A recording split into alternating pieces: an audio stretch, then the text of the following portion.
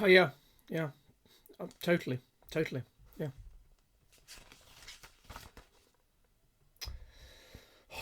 Of course, it's just unbelievable to be honest, isn't it? I mean, how can they? I mean, goodness me. I mean, and yet they see the world in that way.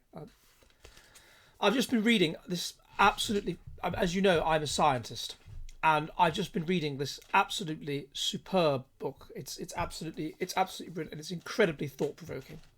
Did you know that we've no clear definition of race? I mean, what do we mean by race? What is race?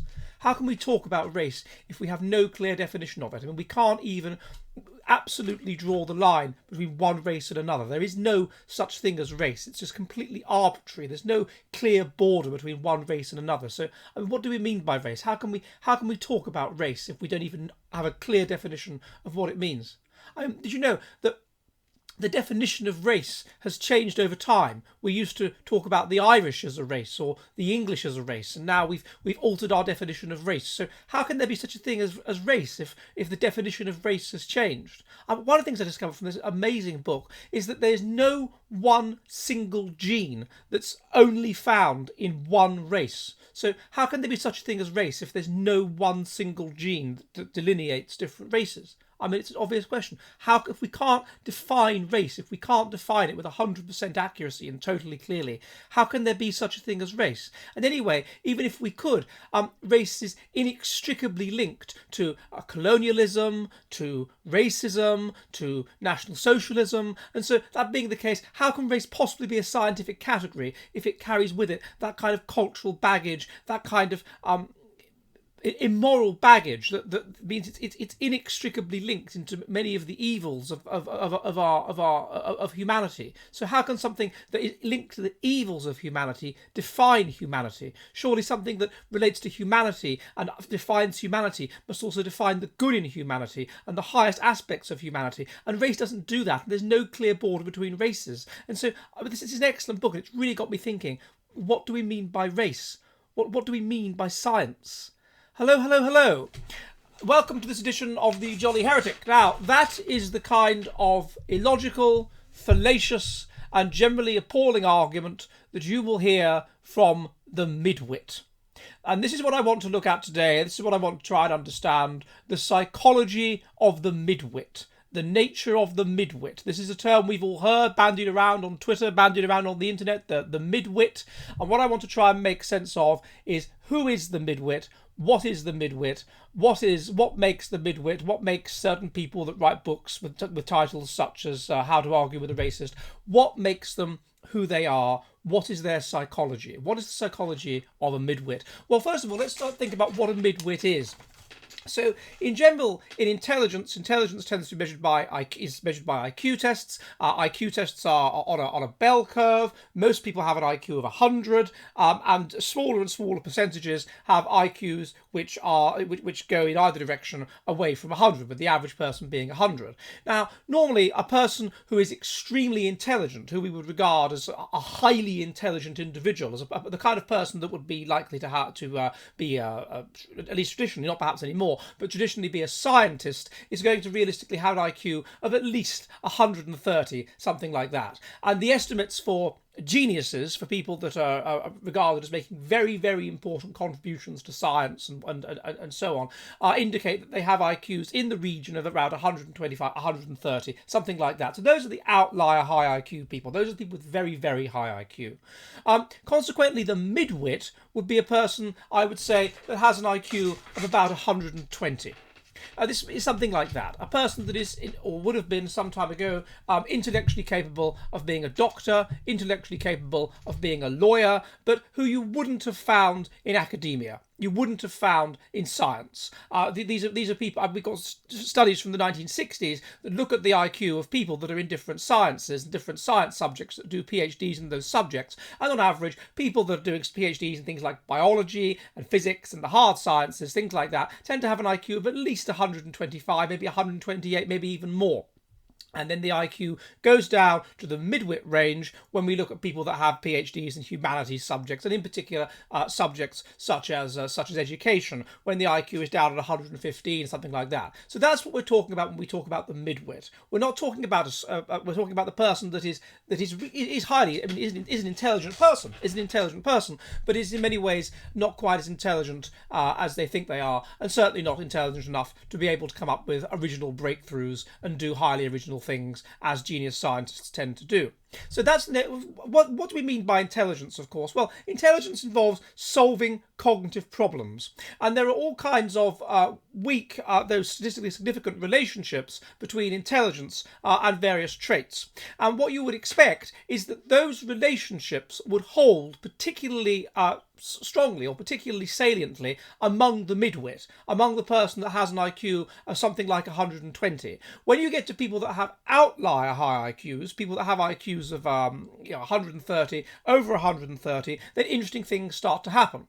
So and the relationships are not there. So to give an example, being intelligent tends to be associated with social skill weakly. There is a 0.3 correlation between your IQ and your ability to solve social problems. So intelligent people are good at solving social problems. They are socially skilled. They are altruistic. However, at a very high level of IQ, I mean, we're talking over 130, at an extremely high level of IQ, this relationship breaks down because, as I have looked at in another video, at a very high level of IQ, intelligence seems to become associated with aspects of autism, i.e. the inability, and this is itself associated with the inability to solve social problems, with being socially inept.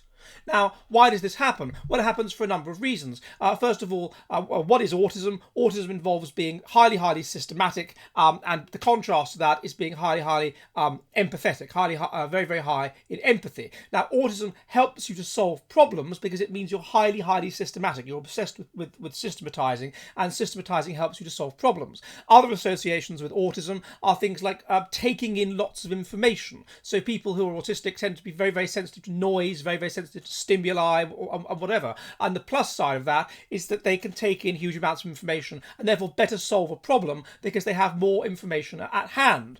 And another dimension to autism is that you lack social skill. Well, how can this happen? Well, being socially skilled is weakly associated with intelligence, and as people become more and more intelligent, then the positive manifold between the different dimensions of intelligence, you have linguistic intelligence, you have spatial intelligence, you have mathematical intelligence, becomes weaker as the person is very high on simply general intelligence. And what this in turn means, of course, is that the person who is very intelligent can be the Sheldon Cooper type, who will be actually quite unintelligent in things which an average person would be reasonably intelligent in, such as social skill, things which are weakly associated with intelligence, but would be super intelligent at solving problems. And so this is why at the extremes, the relationships don't work. At the extremes, the very highly intelligent people, the sort of genius intelligent people, these relationships don't work, but they are going to work with the mid-wit.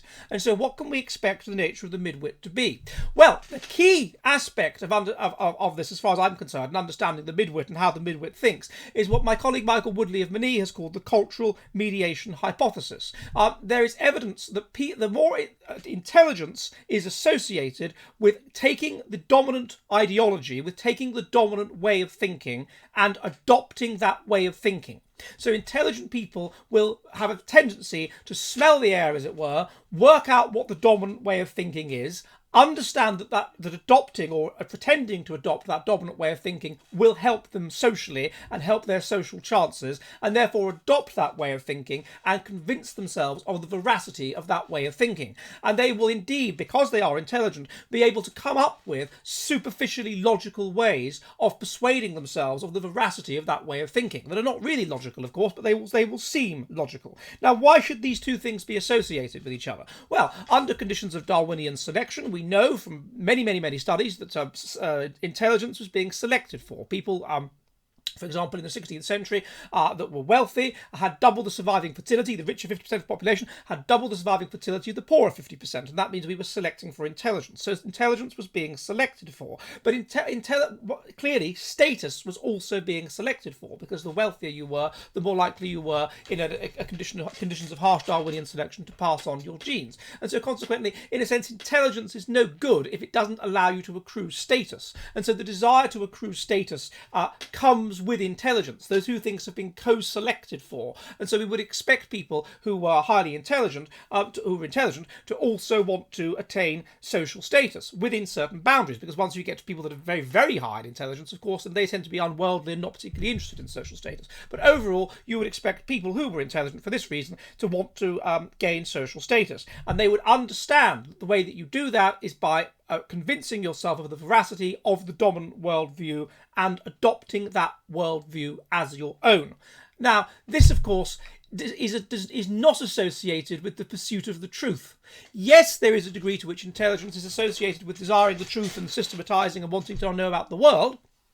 It's associated with intellect at point 3, which is a personality trait, intellectual curiosity. But clearly we have another factor here. Intelligence has been shown to be associated with adopting the dominant ideology. And there was a very interesting study by Woodley and Dunkel, which found that the more intelligent children are as they age, the more liberal they become, which implies that they realise that the dominant ideology is liberalism. They realise this is how you get on in life. They convince themselves of the veracity of that ideology and they adopt it. So it is inimical to truth. The midwit, the kind of person who does that, is not going to be that interested in the truth. He's going to be more interested in the cultural mediation, in adopting this dominant ideology and convincing himself that it is the correct ideology. Sorry, my cat's getting a bit frustrated there.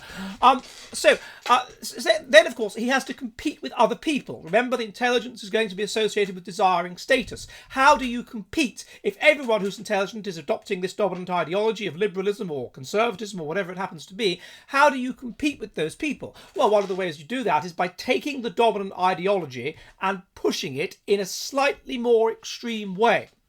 And so, as we've all seen, if everybody believes that racism is wrong and morally wrong, and the way you showcase your morality is by protesting, it's by saying, "Oh yes, I'm not a racist," then of course you have to be even more anti-racist than the next man. And so you engage in this competition in order to do that, in order to virtue signal, in order to showcase your virtue. And this is something that would be predicted by intelligence, and which you would predict intelligent people to want to do, and therefore which you would predict the midwit to want to do. So intellectually, we would expect the midwit to take the dominant ideology of society, to come up with ingenious or superficially intellectual ways of justifying that ideology, and we would expect him to attempt to push that ideology very slightly further, to incrementally push it further. We wouldn't expect him to radically push it further or be particularly original, but we'll come for the reasons for that in a minute. So that is the first problem. I don't know what Margaret's problem is. We can't go out and do something. The problem that is then the first problem with the midwit. The second issue is getting on with people. So one of the things that's been found is that that's associated with being intelligent is cooperation. People that are intelligent are highly cooperative. Intelligence is associated with altruism. It's associated with solving social problems and wanting to solve social problems. It's associated with signing petitions. It's associated with voting. It's associated with democratic participation. It's associated in general with sort of moralising. Basically wanting to get on with everybody. Now, why would this be the case? Well, again, under historical conditions, we know that intelligence was being selected for, of course, but another thing that was being selected for was basically the ability to get on with people, social skill, general factor, the ability to get on with people, because those that couldn't get on with people would be cast out by the band. And so what you would expect is for those things to have been under selection together. Intelligence would have been under selection, but so will the ability to get on with people and the desire to get on with people and the desire to cooperate and to have these sort of burger values of cooperation. And so the two things would become linked and you would expect them to go together. In addition, there's an extent to which you would expect intelligent people to literally be able to rationalise other people's minds better, to be able to work out what other people think and what other people desire, and in that sense to be better at solving social problems. And so again here you see a way in which this is not something that we would associate with a desire for the truth. Yes, there is a degree to which intelligence is associated with systematizing and a desire for the truth, but you can see something that pushes in another direction, and you would expect this to be true of the midwit. You would expect the midwit to put cooperation and the desire to get on with people ahead of the truth. He would have his his desire to solve problems and whatever, and systematize and showcase intelligence, but he would also have a competing desire to cooperate and get on with people and be socially aware. And when those things came into conflict, you would expect him to have the intelligence to manipulate his worldview such that it was socially helpful. And that's what, of course, you see with Mid-Wit type people. The third issue is the issue of the so-called blind spot. Now, people who are reasonably intelligent will talk about bias. They will think it's awfully profound to be able to say that some people are biased and some people are not biased. Some people have motivations for what they're doing and they can't be trusted and whatever. They will think it's awfully profound to be cynical and skeptical. But in fact, it's been shown that people that are intelligent are themselves have a very specific kind of bias, which is that they perceive bias in other people, but they don't perceive themselves to be biased. So they have a blind spot when it comes to their own bias. They think other people are biased, they'll think I'm biased, but they won't believe themselves to be biased. Now, why is that? Well, if you adopt a belief, so if you, following the cultural mediation hypothesis, if you adopt the dominant worldview as your worldview, and you attempt to attain and play for social status by advocating that view, the cat is getting very, very frustrated here, just a moment, by advocating that worldview and so on, then you will be more convincing in your ability to advocate that worldview if you genuinely believe it. I.e., if you cannot be aware of your own bias, if you really, really believe it. And so there would be benefits to getting on in life. There would be benefits to under harsh conditions. There would be benefits to having this bias blind spot, to not perceiving yourself as biased, and thus being highly fervent in your advocacy of this dominant set of values. And so you can see how we would be under selection for intelligence, yes, but we would also be under selection for that. And again, the two things would go together, and consequently we would expect this certainty of one's own lack of bias, as it were, to manifest among more intelligent people. And again, we wouldn't necessarily expect this at the extreme of intelligence. We wouldn't expect this at the right tail. Outlier intelligence, things are going to be different. But overall, and therefore when it comes to the midwit, therefore when it comes to the person with an IQ of 120 or something like that, basically the reasonably successful person, the reasonably intelligent person, you would expect this. And this is what we can see. Now, another issue that you would is associated with intelligence is having an analytical attitude, or what we might say is a questioning attitude. Well, this is quite interesting in terms of as a rule, people that are highly intelligent will tend to question things and have a sort of questioning disposition. And so what you might expect is a person who is not particular is merely quite intelligent to take something that's adaptive and take it too far. So remember, the person that is extremely good at solving problems, the person that's mega good at solving problems, the person that's brilliant at solving problems, is the person with the massively high IQ. Now that person will be questioning, he will be analytical, he will be skeptical and whatever, but he will only do so in a way that permits him to ultimately solve the problem. So you would expect him, yes, he's going to be questioning and skeptical, but only within certain boundaries that permit him to solve the problem. You would expect people who are the midwits, who are less intelligent, to be less good at solving problems. And one way this might manifest is by taking things which would be associated with intelligence and taking them in the sense that they might help to solve a problem, and taking them too far, such that they no longer help you to solve the problem, and they in fact mean that you can't solve the problem at all. An example of that would be being of a questioning disposition. To a certain extent, being of a questioning disposition and always asking, what do we mean by this? What do we mean by race? What do we mean by history? Define our terms. What is this? What is that? Can we be sure of this? Can we be sure of that? Does help you to solve problems. Taken too far, you end up in a situation where you can't solve problems at all, because the way that we solve problems is by breaking up the world into manageable chunks that permit correct predictions to be made, and from doing so, solving the problems. If you go too far in your questioning, you can't do that, and you are simply less good at solving the problem. And so that's why I suspect that it may be that you have this questioning dimension that's associated with the midwit. That at the moment, that it's going to be the midwit that's always going to be saying things like, oh, what do we mean by race? What do we mean by intelligence? What do we mean by meaning? Another thing, of course, another dimension to it is simply that the person is an academic poser, who is not actually that intelligent at all, but who thinks they will come across as intelligent if they do that, because they think that's what intelligent people do, i.e. it's a self-conscious strategy. Right, the next thing that's associated with intelligence then is in general liberal views, liberal world views. Now, this of course is to do with the dynamics of change. People that are intelligent seem to be more concerned about harm avoidance. They seem to be more concerned about these general liberal ideas of kindness and empathy and so on. And now again, there's a degree to which that can stand in the way of solving problems. A person, remember, who is very good at solving problems, who has very high IQ, he is only focused on solving the problem. He is analytical, he wants to solve his problem, that's it. As you move down, the fact that intelligence is associated with empathy and whatever can mean that certain things stand in the way of solving problems, i.e. that you have these feelings of empathy and whatever, and they mean that you can't think rationally, you can't think straight, and therefore you can't quite solve the problem. But because intelligence has been co-selected for with empathy, you do find this relationship between empathy and intelligence, but it's not there at the extreme. So again, you would expect people that were highly intelligent to be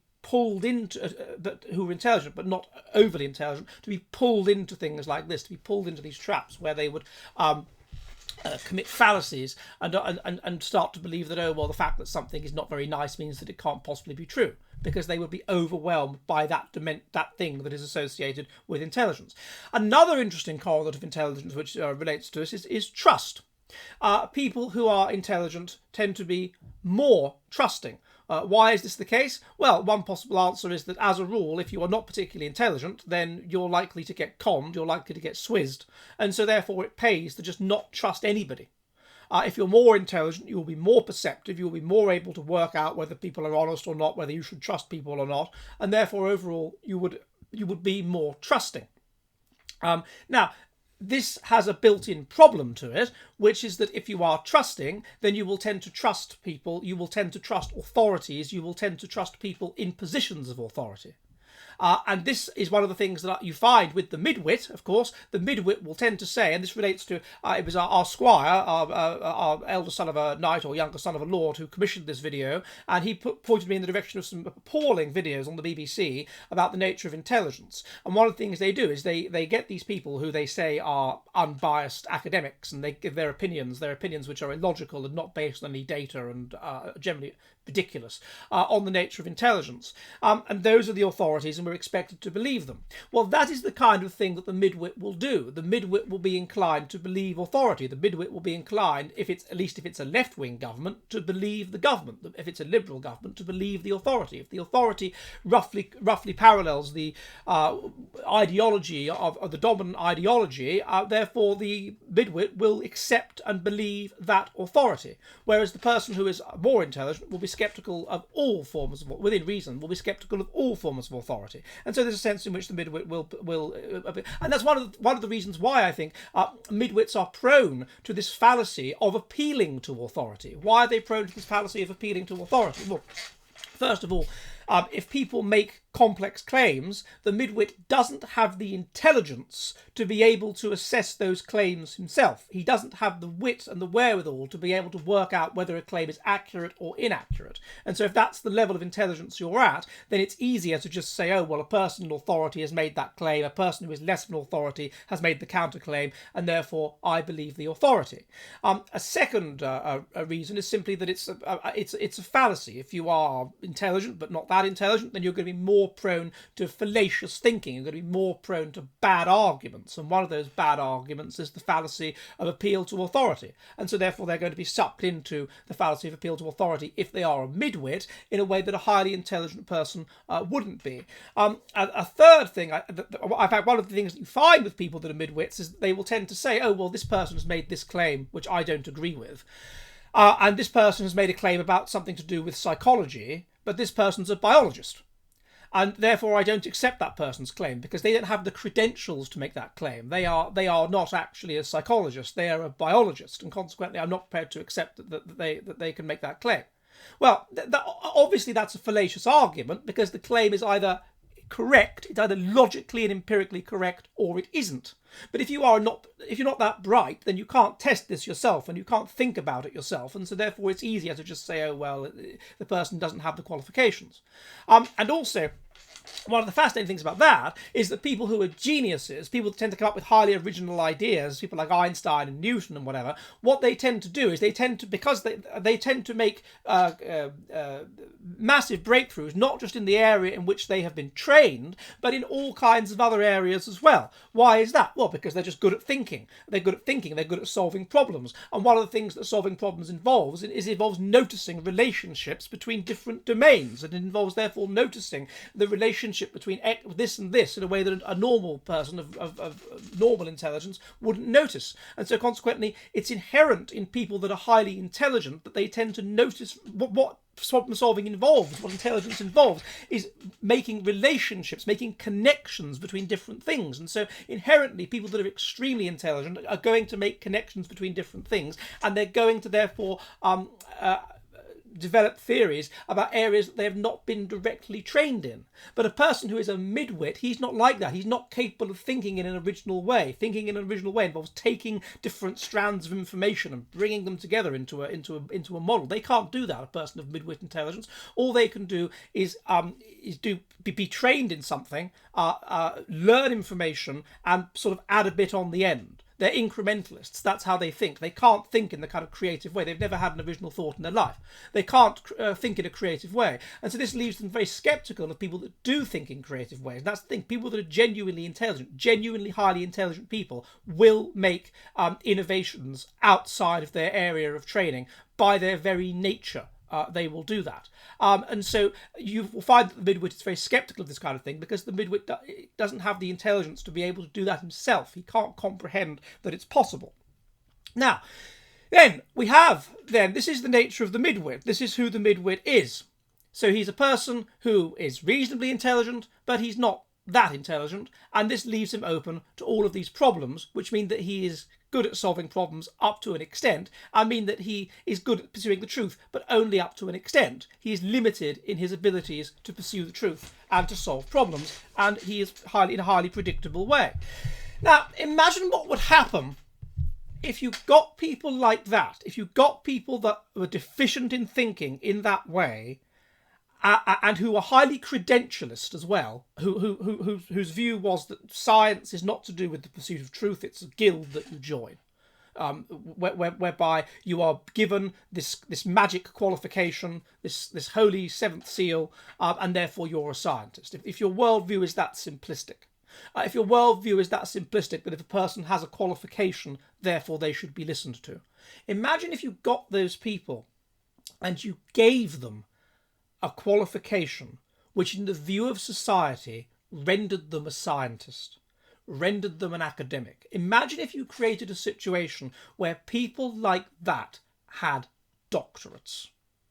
And that's what we've done.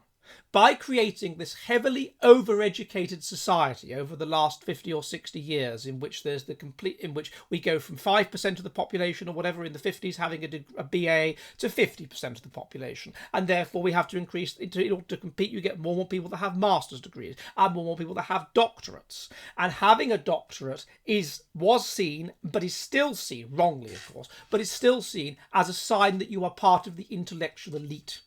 So imagine if the IQ of a person that had a doctorate reduced due to the spread of the doctorate from 135, 130 all the way down to 120, 115. Imagine the consequences of that. Imagine, in other words, if a doctorate became something that was associated with being a midwit. Well, then, of course, the midwits would see themselves as they would no longer have the kind of humility that might be associated with being uneducated. They would regard themselves as having full access to knowledge, as being educated, as being part of the elite, as being authorities, as being worth listening to, as being able to become academics and whatever. Imagine if you did that. And so the consequence is that you would see the rise of the midwit. And once this happened, the midwit would start to push the genuinely intelligent person, the genius, the genuinely really intelligent person, out of the university. Because when it comes to getting jobs, they're both going to have PhDs, but the midwit is going to be more socially skilled. The midwit is going to be more conformist. The midwit is going to be more socially liberal. The midwit is going to be higher in altruism. The midwit is going to be lower in autistic traits. The midwit is going to be more cooperative. The midwit is going to be more sort of fervent and therefore inspiring, and you'll have this feeling that he's certain and confident, and therefore you're going to want to work with the midwit, and therefore the midwit is going to be employed by the universities, and the midwit is going to employ other midwits and other midwits and other midwits, and eventually you will get to a point where empathy becomes more important than the pursuit of truth, where conformity to the current social dogma becomes the key issue in order to get a job at a university, where liberal views become the key issue to getting a job at a university, and so on. And eventually you'll get a situation where the whole university system gets taken over by midwits, and the people who originally were part of that system and who came up with brilliant original ideas are slowly pushed out of that system because they can't cope with the stupidity of the midwits. They can't deal with these people. They can't deal with their dogmas and their speech codes and their prizing of things above truth and whatever, and so they're driven out. And that is what the expansion of the PhD into midwit territory has done. Because remember, the midwit does not see science as being about the pursuit of truth. The midwit is the kind of person who will say, hey, guys, I'm a scientist. The midwit is the kind of person that will stress their academic qualifications because they're a scientist. The midwit is the kind of person who sees everything not in terms of the pursuit of truth, but in terms of the pursuit of social status, in terms of the pursuit of power, in terms of the pursuit of certain goals that they like, such as cooperation and kindness and whatever, but not in terms of the pursuit of truth. And so if you have the expansion of higher education and the expansion of the doctorate such that where the doctorate remains the gold standard of being an elite academic, the gold standard of being a person who is worth taking seriously, then those people will regard themselves as being worth taking seriously. Those people will lack the bias blind spot. They will see themselves as being worth taking seriously. They will see themselves as the new elite, and they will remove genuinely intelligent people, and you will perhaps, I think you're seeing it, start to see the decline of the university.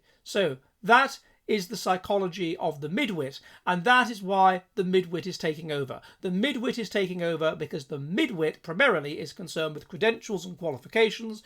We have seen the expansion of the PhD as the marker of the qualification you need in order to be an academic. The midwit takes up the PhD. The PhD's validity as a marker of being super intelligent is undermined. And once the midwit starts expanding into the territory of academia, then the midwit, because he's more socially skilled and whatever, can take over academia. And that's what we have seen, the rise of the midwit. Now, how do we identify a midwit? Well, as I say, I think a key issue is if a person is a scientist, are they socially conformist? Do they espouse the dominant set of values, which is left-wing values? Do they tend to espouse the dominant set of values and add a bit on the end in order to showcase their not just their conformity, but their originality? Do they go on about and emphasise the fact that they have academic qualifications? Do they use fallacies such as the credentialism fallacy, that you shouldn't listen to a person unless they have a specific qualification in the area in which they're talking about? Do they engage in the Dunning-Kruger? Do they say that someone's not as intelligent as they think they are? It's called Dunning-Kruger, this idea that you get people that aren't as intelligent as they think they are. Now, an intelligent person, of course, a really intelligent person, wouldn't accuse another person of suffering from Dunning-Kruger because they would know that it hasn't been replicated that well and therefore they'd be sceptical of it. But a person that was less intelligent wouldn't do that. So do they use insults like that? These are the midwits. The midwits are everywhere. The midwits are running academia. The midwits will comment on this video using fallacious arguments. And we will only move science back to the pursuit of the truth if we stop the midwits from working at universities, if we stop the midwits from having any qualification beyond perhaps a bachelor's degree, and if we move back to a situation where the midwit is not part of higher education. And this expansion of the midwit has happened in my lifetime. It's happened in the 20 years ago when I was at university. The midwit was on the rise, but still a lot of academics, even in my theology department, were highly intelligent people born in the 30s and 40s. But since then, you've seen the rise of the midwit, the rise of social skill of the midwit getting you a job, and it is the midwit that is going to cause such serious problems in terms of science. We must fight the midwit. Well, I hope this is a bit of interest, and if it has, then you can see ways to help the channel, which you can see below. And remember, I live stream on Mondays and Thursdays at 7 p.m. UK time, and I put up a video once every week or 2 weeks. And I will see you soon, and goodbye!